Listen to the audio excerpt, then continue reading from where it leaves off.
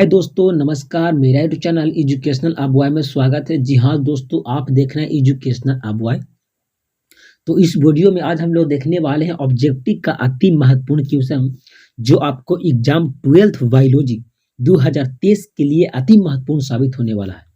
ठीक है दोस्तों, तो अभी तक ये वीडियो का स्टार्ट करने से पहले आपसे छोटा सा रिक्वेस्ट है कि अभी तक मेरे चैनल को सब्सक्राइब नहीं किए होंगे तो मेरे चैनल का देना सब्सक्राइब और चैनल को सब्सक्राइब करके बेल आइकन कर देना, ताकि मैं कोई भी नए वीडियो अपलोड करूं तो आपके चैनल पर जरूर मिले और अपने दोस्तों तक जरूर फैलाना। क्योंकि अब जो हम लोग को टाइम बच गया दोस्तों बहुत कम, और 2 महीना यानी कि 60 दिन ही बच गया दोस्तों। तो 60 दिन में आपको MCQ जो बनता है आपको बहुत ही महत्वपूर्ण क्वेश्चन बचेगा, जो आपको एग्जाम में आपके बेस्ट मार्क दिलाने के पार कोशिश करेगा। ठीक है दोस्तों, तो आइए हम लोग करते हैं वीडियो का स्टार्ट से। चलिए हम लोग फर्स्ट क्वेश्चन की ओर बढ़ते हैं। चलिए फर्स्ट क्वेश्चन बोल रहा है कि इनमें से कौन सर्वाधिक ऊर्जा प्राप्त करता है। ठीक है दोस्तों, बोला कि इनमें से कौन सर्वाधिक ऊर्जा प्राप्त करता है, यानी कि किसमें जो ऊर्जा होता है अधिक मात्रा में होता है।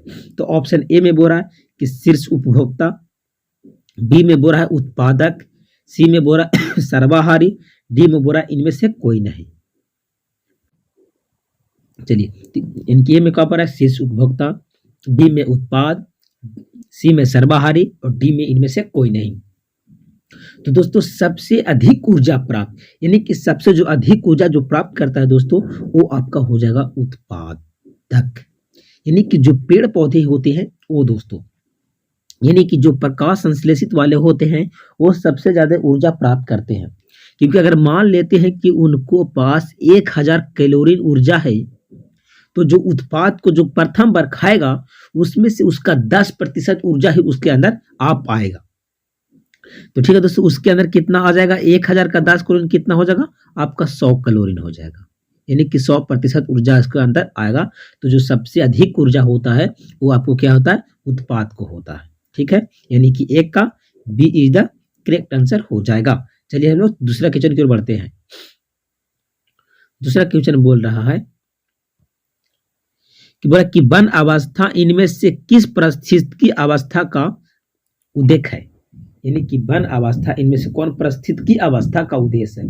ऑप्शन ए में बोल रहा है कि चरम अवस्था, बी में बोल रहा है कि पर्वतीय अवस्था, सी में बोल रहा है कि संकीय अवस्था और डी में बोल रहा है इनमें से कोई नहीं।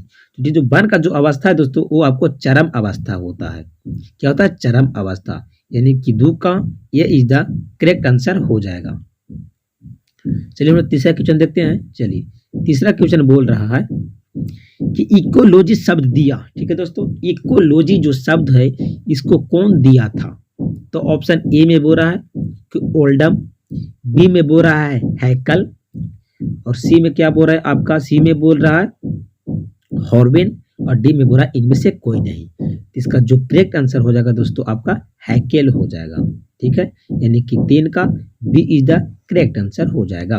चलिए हम लोग चौथा नंबर क्वेश्चन देखते हैं। बोला कि किसी पारिस्थितिकी तंत्र में जैविक अवयव है। ठीक है दोस्तों, क्वेश्चन बोल रहा है कि किसी पारिस्थितिकी तंत्र में जैविक अवयव है, यानी कि जो पारिस्थितिकी तंत्र होता है उसमें जैविक के मतलब होता है जिसमें दोस्तों जान हो। ठीक है दोस्तों, उसी को बोलते हैं जैविक। तो इनमें से कौन है जो पारिस्थितिकी तंत्र का जैविक है। तो ऑप्शन ए में बोल रहा है कि उत्पादक, यानी कि जो प्रकाश संश्लेषण करते हैं सूर्य की प्रकाश की उपस्थिति में, उसमें भी क्या होता है पेड़ पौधे में भी जान होते हैं। तो इसका ए आंसर सही हो गया।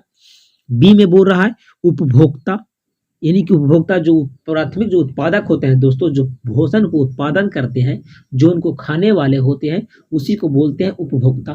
तो उपभोक्ता में भी जान होता है, तो इसका आंसर ये भी हो जाएगा। ऑप्शन सी में बोल रहा है कि विघटनकर्ता, यानी कि कोई भी पदार्थ को जो अपशिष्ट पदार्थ बचता है उसको गला दिए जाते हैं, जैसे में सब्जी के छिलका होता है उसको गलाने का काम करता, उसी को बोलते हैं अपघटनकर्ता। और डी में बोल रहा है सभी। इसका जो करेक्ट आंसर हो जाएगा ऑप्शन नंबर डी हो जाएगा, यानी 4 का डी उपयोग सभी हो जाएगा। चलिए हम लोग 5वां नंबर क्वेश्चन देखते हैं। चलिए 5वां नंबर क्वेश्चन बोल रहा है कि पारित तंत्र शब्द दिया, यानी कि जो पारित तंत्र होता है उसका शब्द कौन दिया था कि पारितंत्र है? तो ऑप्शन ए में बोल रहा है खुराना, बी में बोल रहा है कि अलेनबर्ग, सी में बोल रहा है कि एजिटाल्सले, और डी में बोल रहा है इनमें से कोई नहीं। तो जो पारितंत्र दिए थे दोस्तों वो आपको ऑप्शन नंबर सी हो जाएगा, एजिटाल्सले। ठीक है दोस्तों, यानी कि 5 का सी इज द करेक्ट आंसर हो जाएगा। चलिए हम लोग अब अगले क्वेश्चन की ओर बढ़ते हैं। चलिए अब देखिए यहाँ पर दोस्तों बहुत इंपॉर्टेंट क्वेश्चन है। बोला कि ऊर्जा का पिरामिड होता है हमेशा, यानी कि जो ऊर्जा का जो पिरामिड होता है, यानी कि एक स्थान से दूसरे, यानी कि एक जीव से दूसरे जीव में ऊर्जा जाता है, वो कैसे जाता है? ऑप्शन ए में बोल रहा है सीधा, बी में बोल रहा है उल्टा, सी में बोल रहा है तिरछा, डी में बोल रहा है सभी। तो जो ऊर्जा का जो पिरामिड होता है दोस्तों वो आपको सीधा होता है और हमेशा क्या होगा, सदैव सीधा ही रहेगा, यानी कि 6 का ये इज द करेक्ट आंसर। चलिए हम लोग आगे की ओर बढ़ते हैं, अगले क्वेश्चन की ओर। चलिए 7वां क्वेश्चन देखते हैं। 7वां क्वेश्चन बहुत ही इंपॉर्टेंट है दोस्तों। चलिए 7वां क्वेश्चन देखते हैं। बोला कि आहार श्रृंखला में 10% ऊर्जा स्थानांतरण का नियम किसने दिया? ठीक है दोस्तों, ऊर्जा का 10% जो स्थानांतरण था वो किसने दिया था? तो ए में बोल रहा है ऑस्ट्रेलियन, बी में बोल रहा है कि लिंडमैन, सी में बोल रहा है कि बीजमैन, और डी में बोल रहा है कि टर्न्सलेन। तो जो 10% का जो ऊर्जा का जो स्थानांतरण होता है दोस्तों आपको लिंडमैन ने बताए थे। कौन बताए थे? लिंडमैन, यानी कि 7 का B is the correct answer हो जाएगा। चलिए 8वां नंबर, बोला कि आहार श्रृंखला के परस्पर रूप समूह को क्या कहते हैं? ठीक है दोस्तों, बोला कि आहार श्रृंखला के परस्पर समूह को क्या कहते हैं? यानी कि आहार श्रृंखला होता है वो ढेर सारा आहार श्रृंखला के मिल करके किसका निर्माण करता है? तो ऑप्शन ए में बोला कि आहार चक्र, बी में बोला कि आहार जटिल, सी में बोलते हैं आहार जाल, और डी में बोला पोषी स्तर। तो जो आहार श्रृंखला होता है दोस्तों वो जो परस्पर जो समूह होता है वो मिल करके आहार जाल का निर्माण करते हैं, यानी कि 8 का सी इज द करेक्ट आंसर हो जाएगा। चलिए हम लोग 9वां नंबर क्वेश्चन देखते हैं। बोला कि इनमें से सबसे ज्यादा ऊर्जा प्राप्त करता है। ठीक है दोस्तों, फिर क्वेश्चन आ गया। बोला कि इनमें से किसके पास जो ऊर्जा होता है वो सर्वाधिक होता है?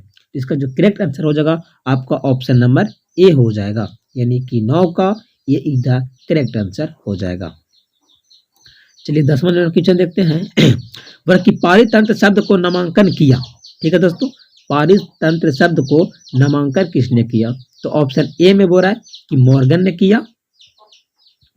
किया, ऑप्शन बी में बोल रहा है कि एजिटाल्सने ने किया, सी में बोल रहा है कि लेमार्क, डी बोल रहा है इनमें से कोई नहीं। इसका जो करेक्ट आंसर हो जाएगा आपका ऑप्शन नंबर बी हो जाएगा, एजिटाल्सलेन। चलिए हम अगले क्वेश्चन की 11वां क्वेश्चन देखते हैं। बोला कि झील में द्वितीय पोषीय स्तर होता है। ठीक है दोस्तों, बोला कि झील में द्वितीय पोषीय स्तर कौन होता है? तो ऑप्शन ए में बोल रहा है कि पादा प्रलतक हो जाएगा, बी में बोल रहा है कि प्राणी लपतक हो जाएगा, डी में बोल रहा है कि दोनों, सी में बोल रहा है इनमें से कोई नहीं। इसका जो करेक्ट आंसर होगा आपका ऑप्शन नंबर बी हो जाएगा। 10-11 का B is the correct answer हो जाएगा। चलिए हम लोग 12 नंबर क्वेश्चन देखते हैं। बोला कि हरे पौधे उत्पादक होते हैं जो, यानी कि जो हरे पेड़ पौधे होते हैं वो उत्पादक क्यों कहलाते हैं? क्योंकि वो प्रकाश ऊर्जा के रासायनिक ऊर्जा में परिवर्तन कर देते हैं, यानी कि 12 का ये इज द करेक्ट आंसर हो जाएगा। चलिए हम लोग 13 के क्वेश्चन देखते हैं। बोला कि ऊर्जा का पिरामिड होता है। फिर आगे दोस्तों, ऊर्जा का जो पिरामिड होता है वो क्या होता है? सदैव आपका सीधा होता है।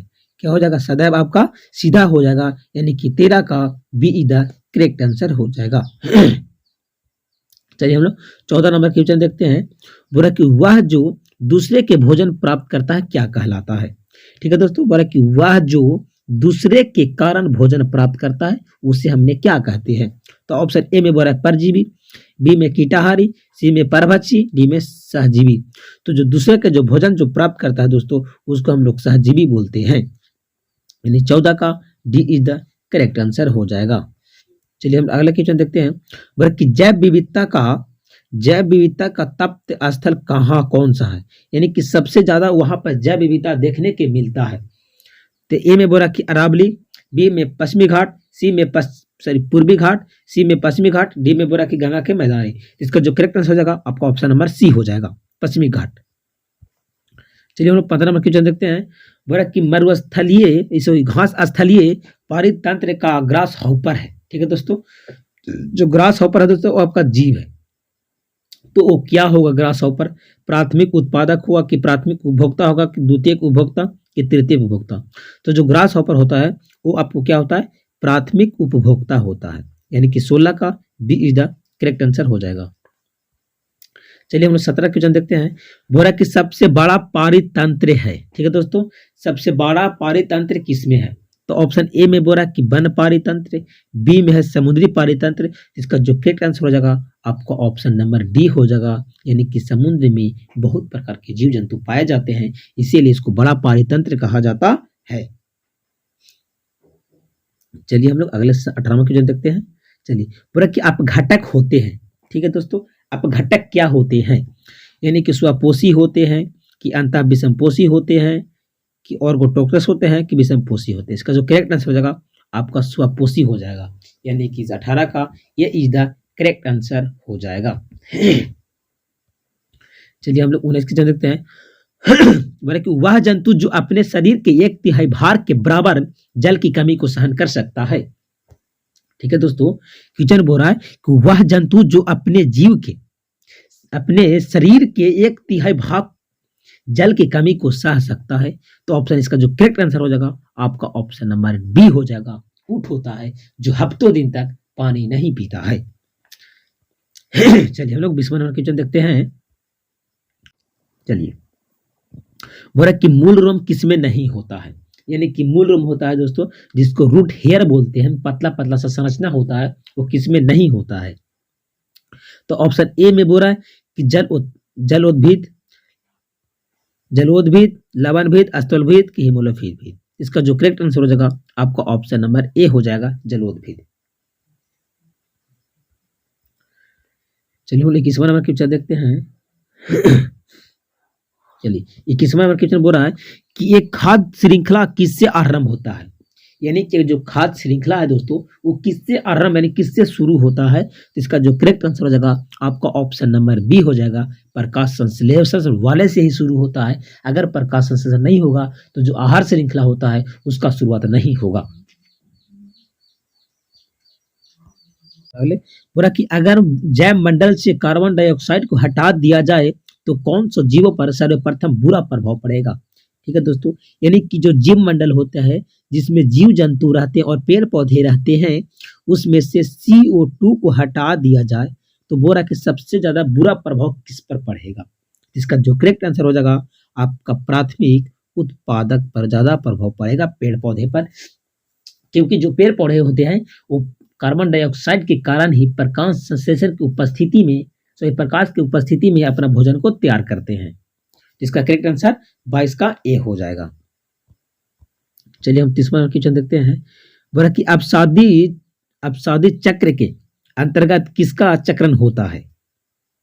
इसका जो अपसादी जो चट्टान होता है उसका चक्रण से किसका चक्रण द्वारा चलते रहता है? तो लोहा, फास्फोरस दोनों कोई ना। इसका करेक्ट आंसर ऑप्शन सी हो जाएगा, दोनों का। चलिए 24वां क्वेश्चन देखते हैं।